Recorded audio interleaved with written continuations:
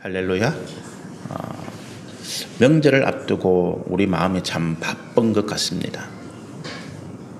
여러 가지 준비할 것도 있고, 또 이제 고향이나 또 가족을 찾아서 먼 길을 가시는 분들은 또 여러 가지 길이 막히는 상황 가운데 힘든 것도 예상하기도 하고, 또 우리가 가족이나 친지들을 모처럼 만나는 게 또 마냥 기쁘지만은 않아요.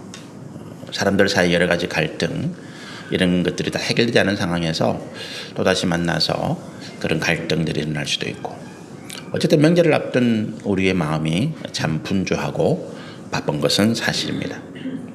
오늘 우리가 그 분주하고 바쁘고 또 여러 가지 마음에 있는 근심이나 걱정을 다 내려놓으시고 하나님 주신 은혜 가운데 우리가 큰 복, 큰 은혜 받기를 소원합니다.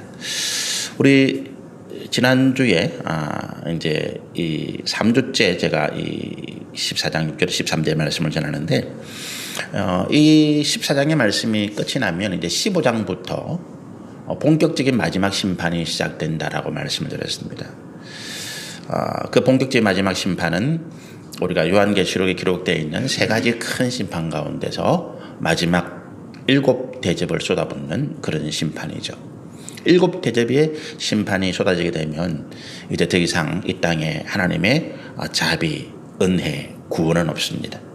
오직 거기에는 하나님의 무자비한 하나님의 법대로 모든 죄인들이 죽음을 맞이하는 그와 같은 심판밖에 남아있지 않습니다.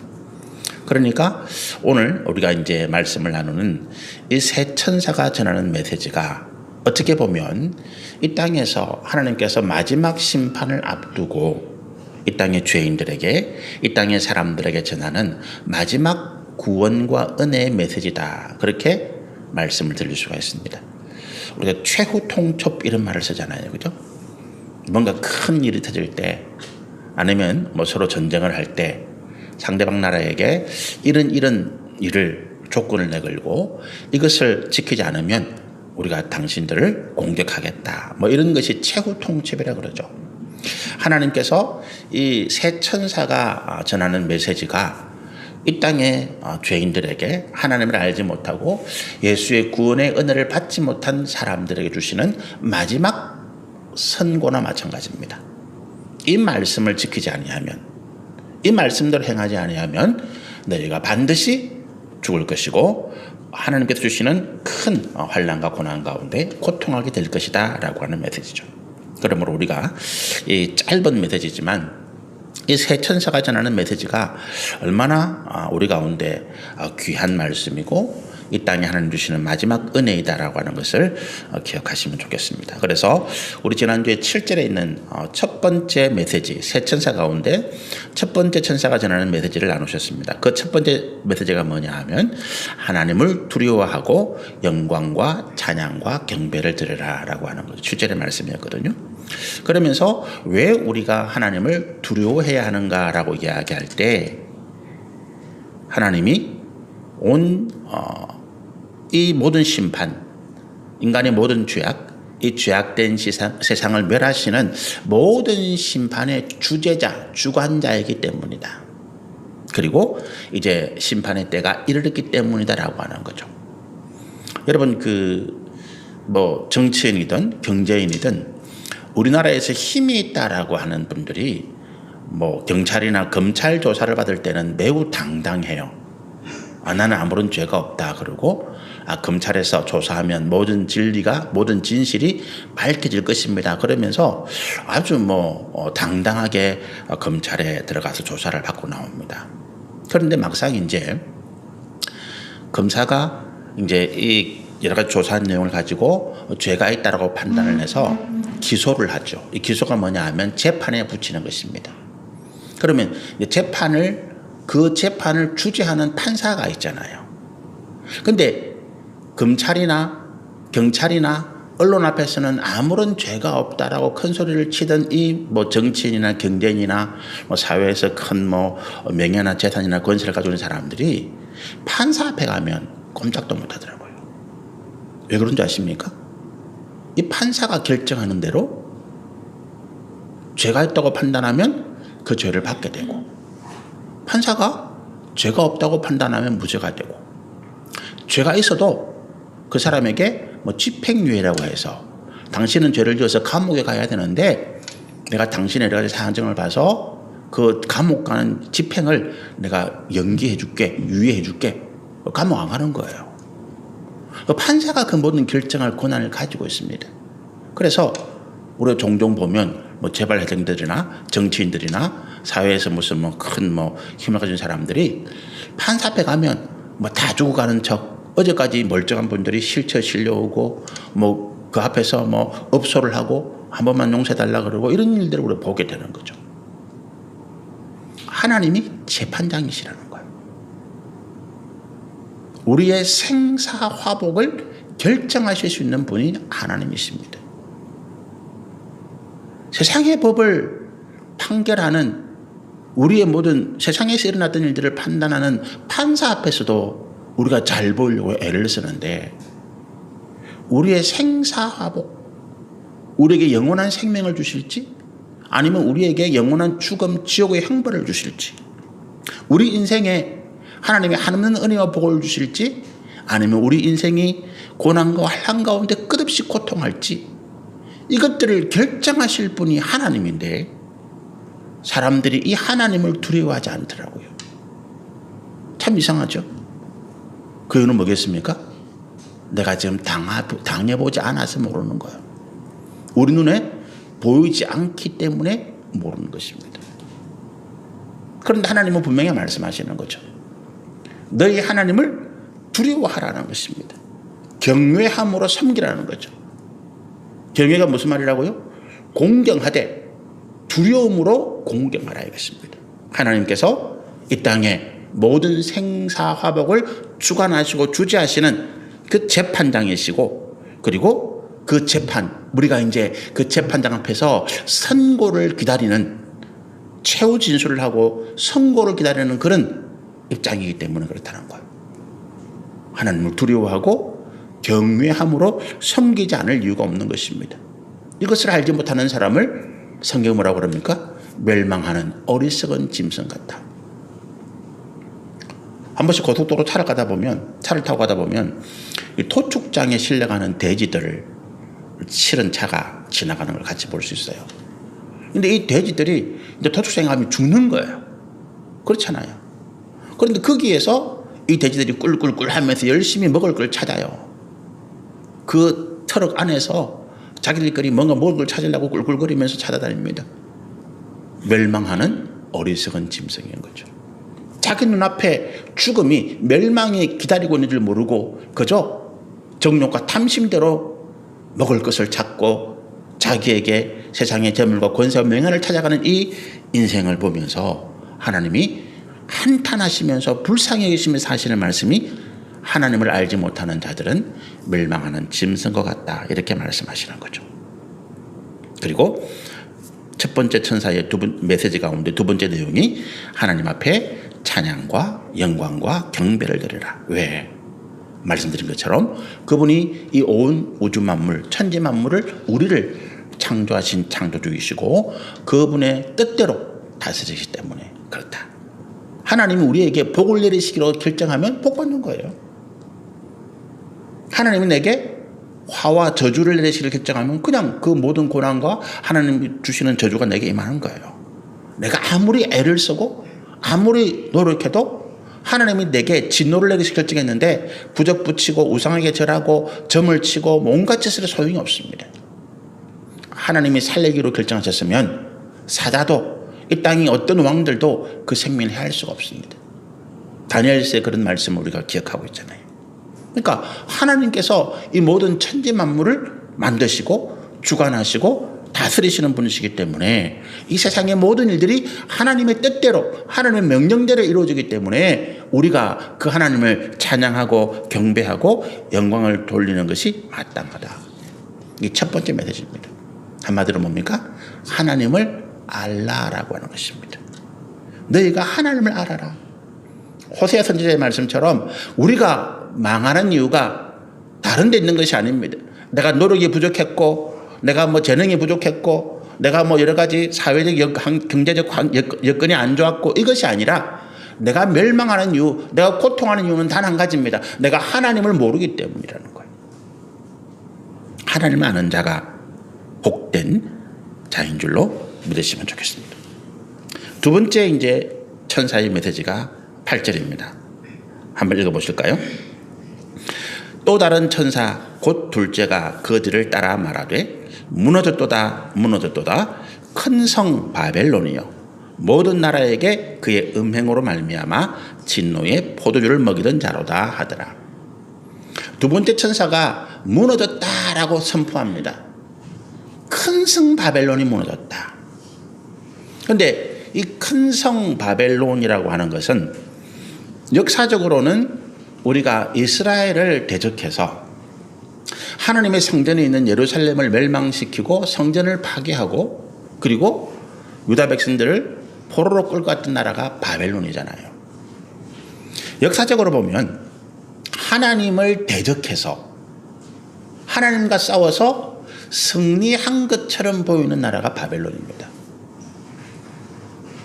그래서 하나님을 대적하는 자들은 이 바벨론이라는 이름을 굉장히 신성시해요.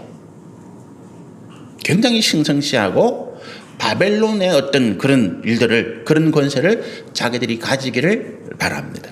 겉으로 보기에 이 바벨론 민족이 느부갓네살이라고 하는 이 바벨론의 왕이 군대를 끌고 와서 예루살렘을 점령하고 침략하고 그곳에 있는 예루살렘 성전을 무너뜨리고 그곳에 있는 모든 성전의 기물들을 가지고 그 다음에 유다 백성들을 끌고 바벨론으로 들어갔거든요. 완전히 망했죠. 바벨론 때문에. 이스라엘이라고 하는 나라가 완전히 망한 것입니다. 세상이 다 그렇게 알았습니다. 그런데 우리가 다니엘서를 보면 다니엘서를 여러분 어떻게 읽고 이해하시는지 모르겠는데 다니엘이 이렇게 놀라운 기적, 능력 거기 보면 뭐 다니엘과 세 친구가 그 금우상 그걸 섬기지 않고 절하지 않을 때 그 느부갓네살이 그 세 친구를 불타는 가운데 던지니까 천사가 그들을 구했다. 뭐 이런 내용. 아니면 무슨 마지막 벨사살 왕이 잔치를 베풀 때 벽 가운데 손이 나타나서 메네메네 데겔 우바라신 맞죠? 메네메네 데겔 우바라신 뭐 이런 글이 나타났다. 다니엘이 사자굴에 던졌는데 하나님께서 그 사자 입을 봉해서 그를 구원했다. 뭐 다니엘 21일의 기도 뭐 이런 어떤 기적, 능력 이런 것들 여러분이 뭐 많이 생각하실지 모르겠는데 다니엘서의 핵심은 하나님께서 우리가 오늘 주신 다니엘서 말씀은 그 내용이 아니에요. 그것도 중요한 내용이죠. 그 내용에 다니엘이 바벨론의 느부갓네살 왕 그리고 바벨론의 마지막 왕이었던 벨사살 그 다음에 바벨론을 점령했던 바사의 왕인 다리오 시대를 다니엘이 살아갑니다.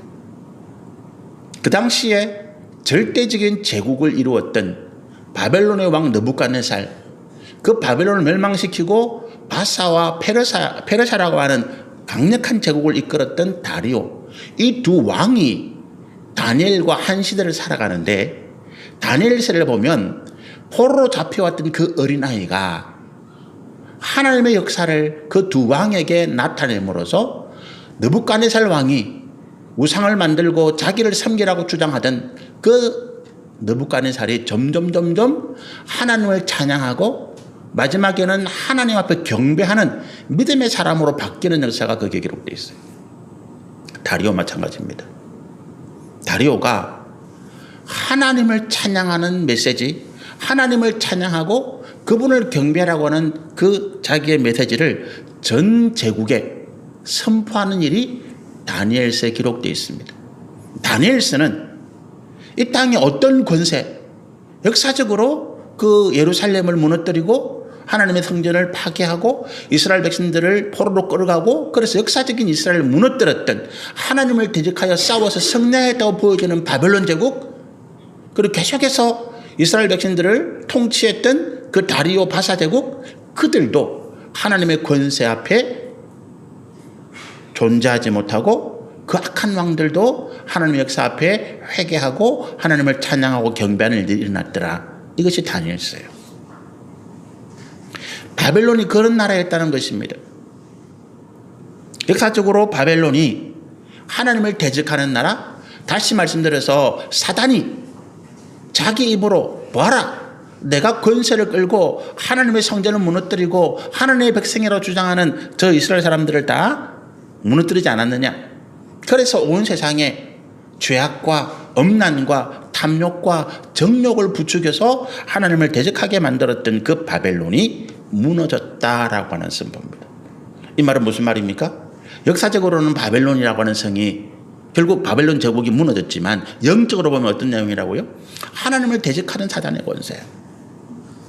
이 땅에 하나님을 대적하고 하나님의 백성들을 대적하던 그 사단의 권세, 엄난과 정욕과 탐심을 부추기고 세상의 전쟁과 기근과 질병과 고통을 가져두던 그 사단의 세력이 완전히 무너졌다, 패배했다, 이 땅에서 사라지게 되었다. 이 선포가 8절의 말씀입니다. 누구의 능력으로? 하나님의 능력인 거죠. 다니엘이 한 게 뭐 있습니까? 다니엘이 자기 능력으로 한 게 아니에요. 다니엘은 그저 느부갓네살 왕이 꿈꾸었던 것을 하나님의 지혜로 알려준 것이고, 메네메네 데겔 우바르신 그 벨사살 왕의 벌린 잔치에 벽 가운데 나타나는 것을 그냥 해석해 준 것입니다. 다니엘이 한 일은 하나님의 말씀을 그 당시 가장 강력한 제국의 통치자들에게 전해준 것뿐이에요. 다니엘이 당신 예수님 믿으세요, 하나님 믿으세요, 그 말도 안 했습니다. 다니엘은 자기 삶을 통해서 하나님이 살아계시고 자기와 함께 하시고 하나님의 진리의 말씀이 그 가운데 지혜로 역사하신다는 걸 보여준 사람이, 우리와 똑같은 사람입니다. 다니엘이 뭐 대단한 사람이 아니에요.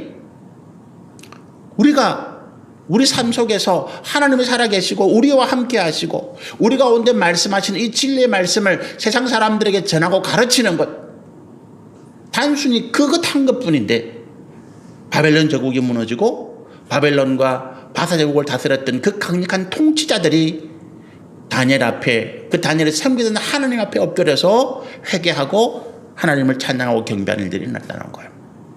이 땅에서도 마찬가지입니다. 여러분, 이 땅의 사단의 역사가, 마귀의 역사가 어떻게 무너집니까? 우리가 무슨 크게 혁명을 일으키고 군대를 동원하고 이단들, 좌파들, 아니면 무슨 우상을 섬기는 사람들을 다 가두고 잡아넣고 그렇게 해서 하나님 나라가 이루어지는 것이 아닙니다. 오히려 우리가 그렇게 하면 그렇게 할수록 사단의 세력은 더 강해집니다. 여러분, 우리가 한 가지 착각하는 게 있어요. 지금 우리 기독교 우파 가운데서 극우 쪽에 있는 분들이 민주 쪽에 있는, 좌쪽에 있는 민주당이나 아니면 우리 윤석열 대통령을 반대하는, 탄핵을 시키는 이런 사람들을 좌파 적이라고 보고 극렬하게 공격해요. 이 김해에 있는 아주 큰 교회 목사님이 설교 때마다 야당 지도자를 비판하고 그는 망했다, 그는 무너졌다, 그는 죽어야 된다, 이렇게 설교를 하시더라고. 그런데 그렇게 한다고 해서 우리 기독교인들이 다 골기하고 일어난다고 해서 이 땅에 우리의 반대하려고 한다는 세력들, 그 반대라고 하는 것도 잘못된 것이지만 무너지는 것이 아닙니다. 우리가 어떻게 해야 이 땅에 하나님 나라가 이루어진다고요? 그냥 우리 삶 속에서 우리와 함께 하시는 하나님을 보여주는 것입니다. 고난이 와도, 고통이 와도, 잘 되어도 못 되어도 하나님이 함께 하시는 거예요. 그러면서 진리의 말씀을 선포하고 우리가 그 말씀대로 살아갈 때 이 땅의 모든 악한 권세, 사단의 권세가 무너지고 마는 것입니다. 로마가 기독교를 탄압했습니다.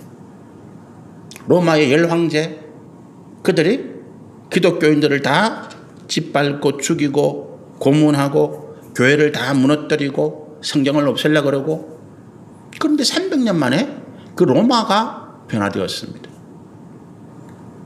로마가 기독교를 로마의 국교로 선포하고 로마의 황제가 기독교의 지도자로 바뀌었습니다. 기독교인들이 무슨 데모를 하거나 아니면 군대를 조직해가지고 로마와 전쟁을 벌였습니까? 아닙니다. 그 사람들은 지하에 핍박받고 고통받고 여러 가지 어려움 가운데 고난당하면서도 자기들의 믿음을 지키고 인내하고 하나님 나라에 대한 소망을 가지고 그죠? 하나님 우리와 함께 하심을 로마인들이 자기를 핍박하는 사람들이 알게 한 것뿐입니다. 하나님 우리와 함께 하신다. 나는 그리스도 안에 있다. 언젠가 그분이 다시 오셔서 우리 가운데 영원한 생명과 소망을 주실 것이다. 마라나타라고 하는 그 소망을 가지고 그냥 살아간 거예요. 짓밟으면 짓밟히는 대로, 고난당하면 고난당하는 대로, 노예로 또 고통하는 중에서도 자기 주인들을 섬기면서 하나님을 섬겨갔던 것입니다. 300년의 세월이 흐른 다음에 로마가 뒤집어진 것입니다. 칼이 아닙니다. 우리를 핍박하고 우리를 대적하는 사람과 함께 대적해 싸우는 것이 우리의 힘이 아닙니다. 하나님을 믿고 인내하고 진리의 말씀을 우리 삶 속에 실천하는 것이 우리의 힘인 것입니다. 그 큰 성 바벨론이 아담과 하와의 범죄 이후로 이 땅에 권세를 가지고 하나님을 대적하고 하나님의 진리의 말씀을 거짓으로 부정하고 성도들, 교회들을 핍박했던 그 사단이 무너지게 된 것입니다. 그런데 우리가 역사적인 이 바벨론, 영적인 바벨론을 오늘 어떤 특정한 단체, 어떤 특정한 인물로 생각해서는 안 됩니다. 그래서 이 뭐 바벨론이 뭐다 그렇게 가르치는 사람들은 잘못 가르치는 거예요. 그런 특정한 단체가 아닙니다. 방금 말씀드린 것처럼 하나님을 대적하던 사단의 권세, 사단의 무리들을 말하는 것입니다. 그런데 이 큰 성 바벨론이 어떻게 역사했는가 하면 후반절 말씀 보니까 큰 성 바벨론이요 모든 나라에게 그의 음행으로 말미암아 진노의 포도주를 먹이던 자로다. 이 바벨론이 어떻게 하나님을 대적했느냐, 어떻게 하나님 백성들을 대적했느냐, 음행으로 말미암아서 진노의 포도주를 먹었다. 음행이 뭡니까? 엄란한 문화죠. 로마가 무너진 가장 큰 계기, 로마가 망하게 됐는데 그 가운데 로마 시민들이 엄란한 행위, 그 로마 역사를 보면 이 금투사들 콜로세움이라는 경기장을 지어놓고 거기에 노예로 잡아온 사람들을 서로 죽이는 이런 글을 로마인들이 즐겼어요. 근데 그 관중들 가운데 엄란한 행위를 하면서 그거를 지켜보면서 자기의 쾌락을 높였던 사람들이 엄청나게 많았다라고 하는 것입니다. 로마가 내부적으로 스스로 무너진 거예요. 그런데 이 음행은 영적으로 뭡니까? 우상숭배예요. 사단은 하나님을 떠나서 우리가 우상을 숭배하도록 만드는 것입니다. 그리고 우상의 숭배에 따른 하나님의 진노가 이 가운데 임할 때 우리가 쾌락에 빠져서 우리가 육신의 정욕과 탐심에 빠져서 먹고 마시는 그 모든 것 가운데 하나님의 진노가 담겨 있는 것을 모르고 마시기로. 그래서 그것을 표현하기를 모든 나라에게 그의 음행으로 말미암아 우상을 섬기게 만들고 하나님 진리 말씀을 떠나게 만들고 그로 인해서 하나님의 진노가 임하도록 했다는 것입니다.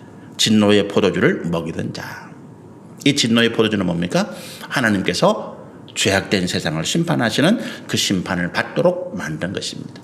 그러니까 결국 뭡니까? 우상을 섬기고 점을 치고 부적을 붙이고 또 그와 같이 진리 말씀을 떠나서 범죄하는 것은 내가 잘 살고 잘 먹기 위해서 내가 내 삶을 행복하기 위해서 사람들 우상 섬기잖아요. 그죠? 우상을 섬기는 목적 그거예요. 내가 잘 되기 위해서입니다. 내게 뭔가 안 좋은 일이 있다 하니까 그걸 막아주기 위해서 부적을 붙이고 구슬하고 또 내게 어떤 좋은 길이 어딘가 점을 치는 거잖아요. 내가 잘 되기 위해서 내 인생의 행복을 위해서 우상을 섬기고 부적을 붙이고 점을 치는데 그 길이 실제로는 뭐라고요? 내가 나를 멸망하게 가는 길로 만들어 가더라. 그걸 알면 이게 얼마나 억울한 일입니까? 내 돈 들이고 시간 들이고 내 정성을 들여서 내가 스스로 내가 죽는 길을 가고 있다? 이것만큼 비참하고 억울한 일이 어디 있겠습니까? 정신을 차리고 보니까 그런 거예요. 내가 예수를 믿어서 정신 차려보니까 내가 지금 가는 길이 내 돈 쓰고 내가 지금 스스로 내 온갖 시간과 노력과 정력을 다해서 정성을 들이면서 내 집안이 내 자녀가 내가 안 되기를 빌고 있더라는 거예요. 정신 차리고 보니까. 그것을 뭐라고요? 이 모든 악한 사단, 큰 성 바벨론으로 묘사되고 있는, 비유되고 있는 사단이 우리 가운데 행한 일이더라라고 하는 것입니다. 그래서 이 두 번째 메시지는 뭡니까? 지금 우리 삶의 실상을 깨달아라라고. 첫 번째 메시지는 하나님을 알아라라고 하는 것이고, 두 번째는 우리를 알아라라는 것. 하나님을 알고 나 자신을 아는 거죠. 그것이 우리가 살아갈 길입니다. 내가 지금 어디에 있는지, 내가 어떤 길을 가고 있는지. 사람은 저마다 각자가 자기의 행복, 자기가 잘 되는 것, 내 자식이 잘 되고, 내 가정이 잘 되고, 내 사업과 직장, 내 건강을 위해서 노력합니다. 안 그런 사람 아무도 없습니다. 우리도 그렇잖아요. 예수를 믿는 우리도 그것 때문에 예수 믿는 거 많잖아요. 그런데 내가 지금 가고 있는 길이 정말로 내게 그런 행복과 평안과 형통함을 줄 수 있느냐? 그 문제로 생각해 보지 않는다는 것입니다. 그저 남들이 하면 좋다 그러니까, 이거 해봐, 이거 하면 좋아, 묻지도 따지도 생각지도 않고 그거 하는 거예요. 친구 따라 강남 가는 것이 아니라 나를 속이는 유혹의 성질 때문에 내가 멸망의 길을 가고 있는 것을 깨달아라. 지금 이 땅의 현실을 깨달아라라고 하는 것입니다. 그게 두 번째 메시지죠. 세 번째 메시지가 이제 9절부터 13절까지입니다. 조금 내용이 깁니다. 한번 읽어보실까요? 또 다른 천사 곧 셋째가 그 뒤를 따라 큰 음성으로 이르되 만일 누구든지 짐승과 그의 우상에게 절하고 이마에나 손에 표를 받으면 그도 하나님의 진노의 포도주를 마시니 그 진노의 부은 포도주라. 거룩한 천사들 앞과 어린 양 앞에서 불과 요항으로 고난을 받으리니 그 고난의 연기가 세세토록 올라가리로다. 짐승과 그의 우상에 절하고 그의 표를 받는 자는 누구든지 밤낮 쉼을 얻지 못하리라 하더라. 이게 첫 번째인데, 세 번째 메시지 첫 번째 내용입니다. 이 내용이 뭡니까? 짐승의 표를 받는 자에 대한 경고잖아요. 짐승의 표가 뭐였습니까? 우리 앞에 말씀 가운데 666이라고 하는 것이 있었죠. 사단이 바다에서 올라온 짐승이 우상을 만들고 그 우상을 경배하도록 하면서 그 우상을 경배하는 사람들에게 이마에 표를 찍어줬잖아요. 그게 사람의 숫자 666이라고 그랬습니다. 그 666이 뭐라고요? 이제 사단, 그리고 짐승, 그리고 첫 번째 유혹은 사단, 두 번째 유혹은 사단의 메시지를 전하는 짐승, 그리고 세 번째 유혹은 그 짐승에게 권세를 받아서 세상에 악한 권세를 가지고 있는 세상의 악한 지도자들, 이 세 가지가 666 요게 결합되어 있는 거죠. 근데 그 짐승에게 표를 받지 않은 사람의 매매를 못하게 했다, 이런 이제 말씀이 있잖아요. 그런데 많은 사람들이 두려워하면서 그 짐승의 표를 받습니다. 그런데 하나님 말씀이 천사가 뭐라고 그럽니까? 그 짐승에게 표를 받는 자는 구원을 받지 못한다라고 하는 것입니다. 그리고 불과 요양에서 멸망을 받을 것이다. 이게 이제 세 번째 천사의 메시지 가운데 첫 번째 내용입니다. 짐승의 표를 받지 말라. 이게 무슨 말입니까? 하나님의 말씀을 떠나 우상을 숭배하고 세상의 문화를 따르고 방탕한 생활을 하지 말라고 하는 거잖아요. 짐승의 표라고 하는 그 의미잖아요. 앞에서 바벨론이 우리에게, 그 바벨론의 그 강대한 세력 사단이 우리에게 뭘 한다고요? 음행을 하게 만들고 진노의 포도주를 스스로 마시게 만들더라. 음행, 우상 숭배, 그 가운데 내용이 뭐라고요?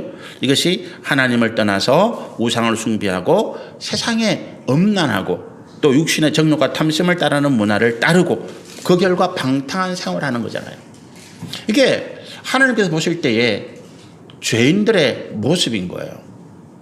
지위가 높든 낮든, 뭐 권세가 있든 없든, 재물이 있든 없든, 죄인들은 그 목적으로 살아갑니다. 서울에 제가 성동구에 거기 이제 성수동에 살 때 그 성수동 앞에 지금도 있는가는 모르겠습니다. 화상으로 하는 이제 경마장은 과천에 원래 있고, 과천에서 이루어지는 경마를 화상 중계해서 거기에서 이제 표를 팔고 그래 하는 데가 있었어요. 그게 뭐 금요일인가 뭐 그렇게 했는데, 목요일인가 금요일인가 하는 이틀 동안 하는 그 날짜 보면 그 4층짜리 5층짜리 건물이 커요. 그 건물 앞에 수많은 오토바이 택시들이 쭉 줄을 대고 있어요. 그리고 한 3시 2시 끝날 시간쯤 되면 사람들이 나오면서 그 경마표 샀던 걸 찢어내버리고 화를 내고 막 분을 터트려 나오는 사람들이 엄청 많습니다. 그 앞에 제가 고급 승용차 대인 걸 본 적이 없어요.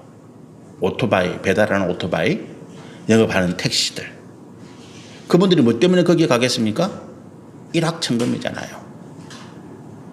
일확천금이잖아요.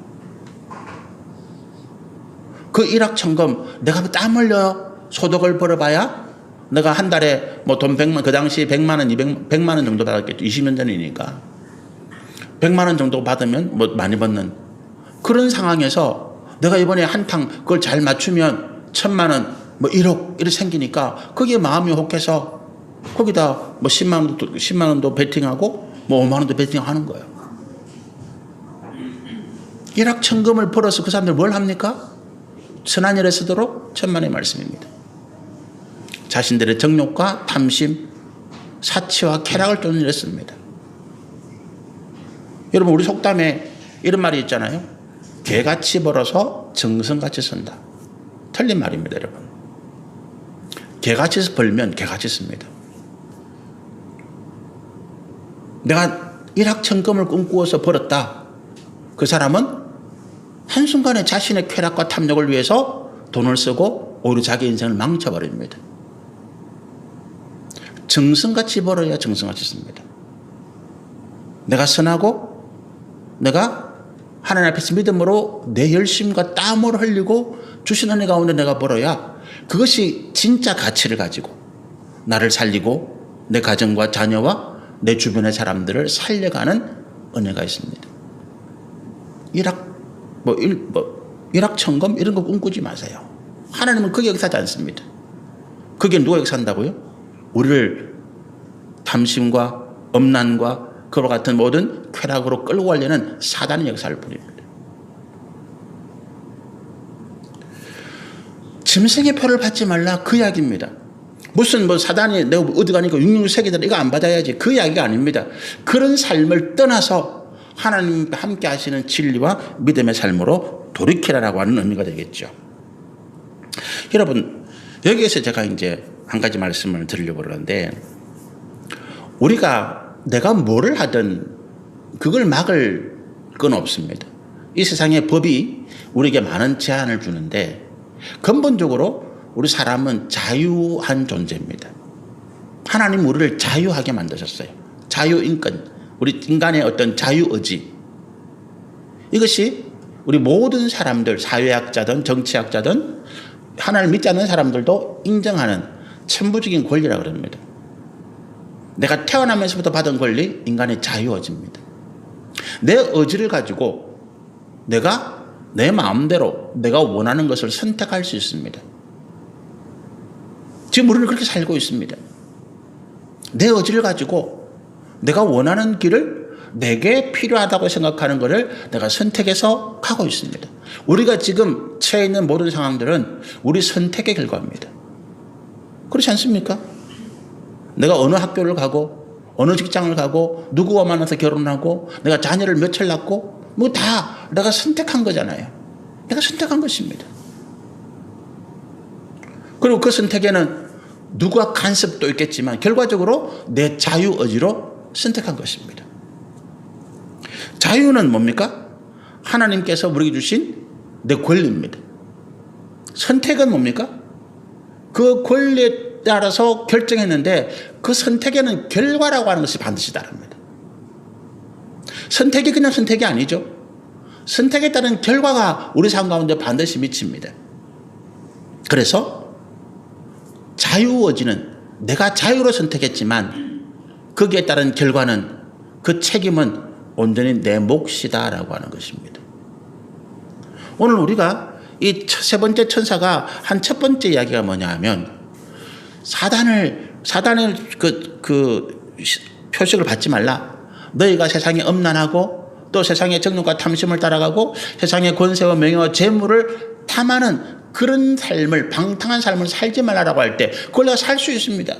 뭐 하나님 그렇게 말씀하시든 말든 나는 내 인생이니까 내 인생은 나의 것 뭐 그러면서 내가 내 마음대로 내 인생 살겠다는데 누가 뭘 할 수 있어? 그럴 수 있습니다.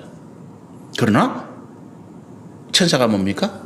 그 결과로 그렇게 해서 하나님께서 너희를 심판하고 영원한 저주와 형벌 가운데 너희가 고통하게 될 때 누구에게 원망할 수도 없고 누구에게 책임을 돌릴 수도 없다. 그 몫은, 그 고통은, 그 고난은 온전히 너희의 감당할 몫이다 이 말입니다. 자유를 주장하는 사람들 얼마나 많은지 모릅니다. 이 세상 마찬가지죠. 내 자유를 외치는 사람들이 얼마나 많은지 모릅니다. 특히 우리 인권 분야에서 요즘 우리 인권에 대한 부분들이 너무 좀 지나친 부분도 있습니다. 교도소 가보면 교도관들이 너무너무 힘들다 그럽니다. 형벌을 받는 사람들이 그 안에서 국가인권위원회에 뭐 하면 진정, 칫솔이 부족하다, 뭐 간수가 칫솔 안 준다, 진정을 넣으니까 그 진정을 넣을 때마다 국가인권위원회에서 와서 감사를 하고 조사를 해가기 때문에 너무너무 힘들다는 거예요. 학교 마찬가지 아닙니까? 학생인권 조례 좋은 부분도 많은데 아직 가치 판단을 명확하게 가지지 못한 아이들에게 너무 많은 자유를, 권한을 주다 보니까 이 아이들이 선생님들을 고소하고 경찰에 신고하고 교육청에 투서하고 그러다 보니까 이 교사들이 학생들에 대한 어떤 가르침을 손을 놓아버린 거죠. 학교에서 아이들이 잠을 자든 잠자는 거 깨우다가 선생님 네가 뭔데 내 잠자는 거 깨워서 칼로 찔러서 찔리기도 하고 오히려 학생이 선생님이 자기에게 책망한다고 해서 선생님의 뺨을 때리고 폭행하는 일들이 굉장히 일어나고 있으니까 선생님들 어떻다고요? 그냥 아이들을 가르치는 것을 포기해버린 거예요. 그렇게 해서 우리 사회가 점점 병들어가고 있습니다. 자유는 자기의 권리인데 거기에 따른 책임, 결과는 우리의 몫이라고 하는 것입니다. 그러므로 우리가 이 자유라고 하는 것에 대해서 정말로 깊이 생각해보고 정말로 우리가 우리에게 필요한 곳에 정말로 우리에게 반드시 있어야 될 곳에 이 자유라고 하는 것을 써야 되는데 하나님의 말씀이 하나님의 진리의 말씀을 알지 못하는 사람들이 이 자유를 그와 같이 자신을 망치는 자신을 멸망의 길로 끌고 가는 육신의 정욕과 탐심을 해서 쓰고 있다는 것입니다. 오늘 여기까지 말씀을 나누시죠. 우리 9절부터 있는 새 천사의 세 번째 천사의 메시지 그리고 그 다음 주에 그 다음 뒤에 있는 말씀들 우리 14절의 마지막 장까지 말씀은 우리 다음 주에 같이 말씀을 전하시면 좋겠습니다. 새 천사가 전하는 이 메시지 하나님께서 이 땅을 심판하시기 전에 선포하시는 마지막 기회, 마지막 구원의 은혜의 메시지입니다. 저와 여러분이 이 메시지에 길을 여시고 또 이 땅에 많은 사람들이 하나님 알지 못하는 사람들이 이 메시지를 듣게 되기를 소원하고 축복합니다. 우리 기도하겠습니다.